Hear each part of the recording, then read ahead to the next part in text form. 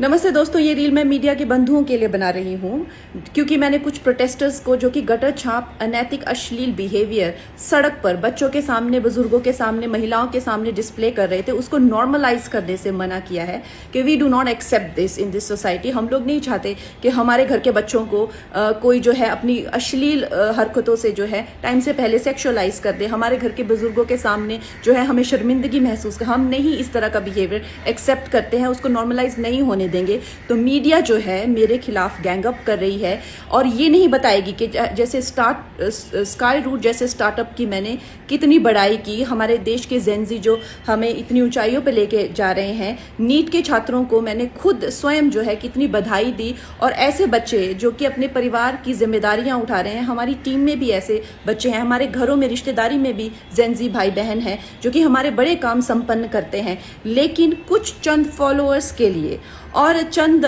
Comments के लिए और कुछ लाइक्स के लिए ये मीडिया वाले इतने ज़्यादा बिक चुके हैं। और मैं देख रही हूँ कि कुछ फेमिनिस्ट जो हैं वो एंकर्स कह लीजिए या पूरे एक बुलेटिन कर रहे हैं और मुझे सिखा रहे हैं कि Kangana, why should these women have the burden of dignity और डिसिप्लिन। हम लोग मिलेनियल वुमेन पे इतना प्रेशर था to be dignified and to be disciplined, why do we have to give that burden to this generation. Excuse me, क्या आप अपनी बेटी को ऐसा सिखाएंगे? डिसिप्लिन में रहना या मर्यादाओं में रहना कोई चॉइस नहीं है। भौंडा प्रदर्शन तो हर कोई करना चाहेगा, लेकिन अगर आपको समाज में रहना है और संविधान के हिसाब से आपको चलना पड़ेगा, जिसका मतलब है कि आपकी आज़ादी वहां खत्म हो जाती है जहां मेरे नाक और कान शुरू होते हैं।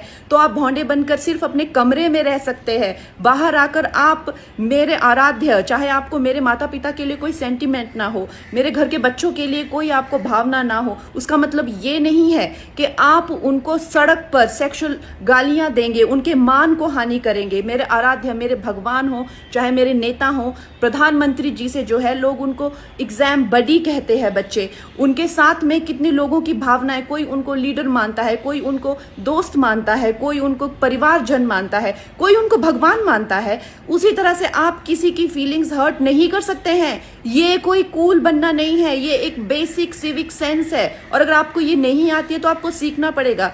आप ये फेमिनाजी से प्रभावित मत होइए, अपनी जिंदगी बर्बाद मत करिए। इस भौंडेपन को सिर्फ और सिर्फ आप अपने कमरे में डिस्प्ले कर सकते हैं। बाहर जाके आपको मर्यादा में रहना पड़ेगा ना, या आप वर्क प्लेस से निकाल दिए जाओगे। आप कभी भी कोई संबंध, परिवार वाले भी आपको भौंडापन नहीं झेलेंगे, तो आपके सामने एक डेड एंड के सिवाय अंधकार वाली जिंदगी हो जाएगी। वैसे अगर देखा जाए तो साइंस भी कहती है कि ह्यूमन लाइफ का जो पर्पस है वो एवोल्यूशन है, और शास्त्र भी कहते हैं कि आप पुरुषोत्तम जो सर्वश्रेष्ठ है पुरुषों में, उस एवोल्यूशन की तरफ जाइए। लेकिन ये फेमिनाजी आपको सिखा रही है कि आप एनिमलिस्टिक जाइए और आप अपने गले में ऐसा, मतलब आपके गले में पट्टा डाल रहे हैं कि आप एनिमल बनिए, आप एनिमल टेंडेंसीज जो है वो डिस्प्ले कीजिए और बिल्कुल आउट ऑफ कंट्रोल हो जाए, भौंडे हो जाए, ताकि आप जेल में पहुंचे। आपको डिसाइड करना है कि आपको कौन अच्छे से गाइड कर रहा है और कौन आपको सही दिशा बता रहा है। मैं यही कहूँगी जो मैंने अपने बड़ों से सीखा है और जिन्होंने मुझे गुरुओं ने जो मुझे ज्ञान दिया है वो यही है कि ये हमें जो जीवन मिला है वो इवॉल्व होने के लिए मिला है, रिग्रेस होने के लिए नहीं मिला है एनिमलिस्टिक टेंडेंसीज में। सो आप प्लीज़ इवॉल्व होइए और सबको गुरु पूर्णिमा की बहुत शुभकामनाएं।